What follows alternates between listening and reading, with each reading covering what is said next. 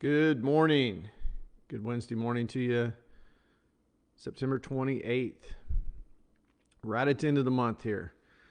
So yesterday, I told you guys I had a story about a black squirrel from the weekend. Was up in Michigan racing, and so here's the story. I've been a Notre Dame fan since I was a little kid, and I made that connection because it was a place where special things happened.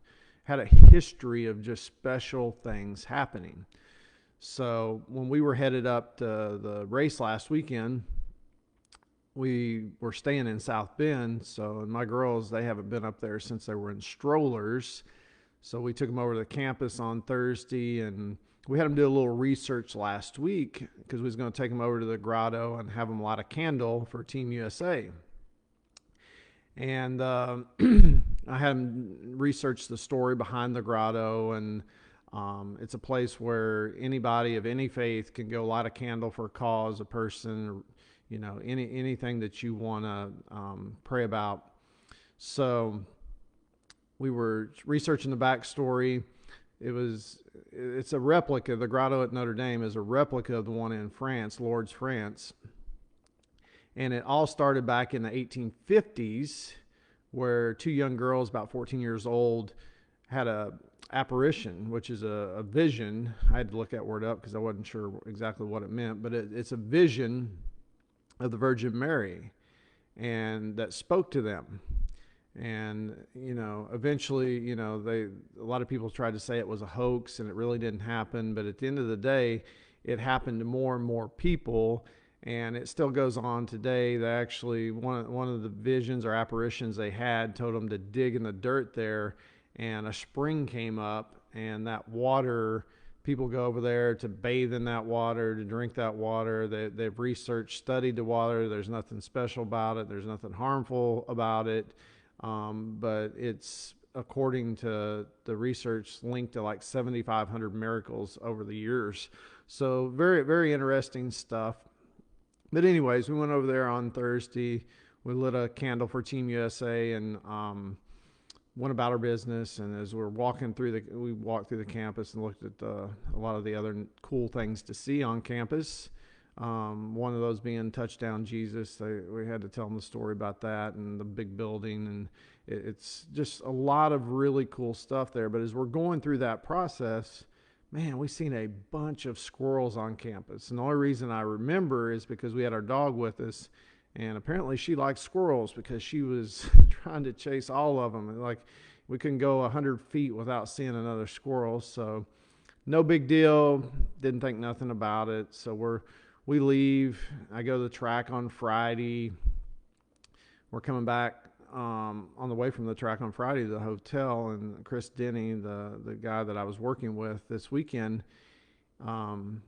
he's driving, and he looks out as we're driving back to the hotel, and he says, "Man, there's a black squirrel over there." I was like, we got to looking because we thought it may have been a skunk, but it wasn't. It was bouncing around, run up the tree.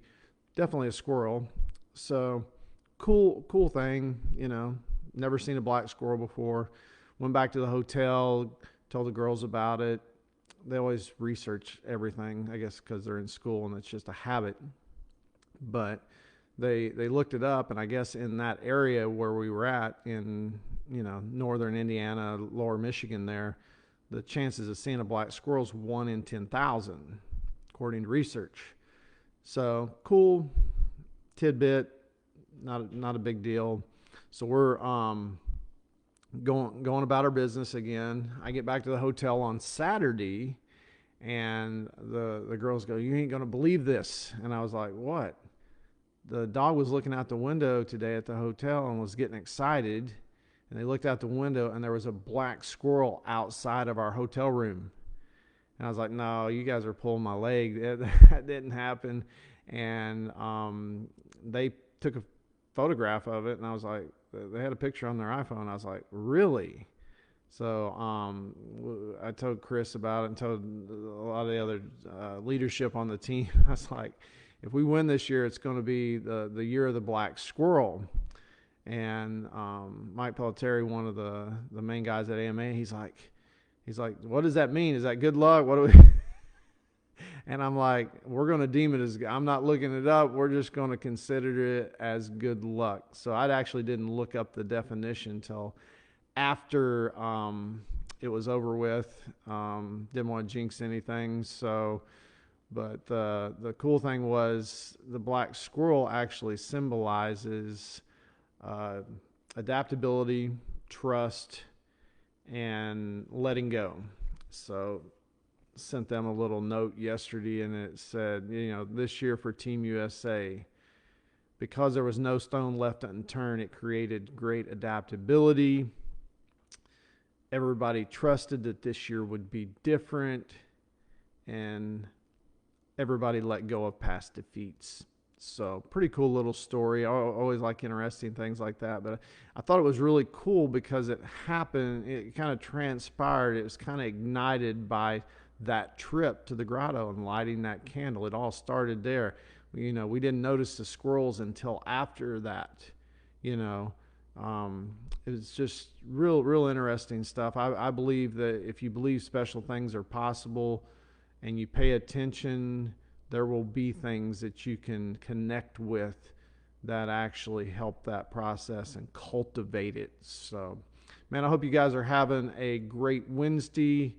Cool little story this morning. Hope you guys enjoyed it. I will be back tomorrow talking a little bit about tradition and how not passing tradition on can really damage us. I believe that tradition can hold us back sometimes, but I also believe that in certain situations it can actually do as much damage as traditions holding us back. So you guys have a great Wednesday, and I'll see you guys back here in the morning.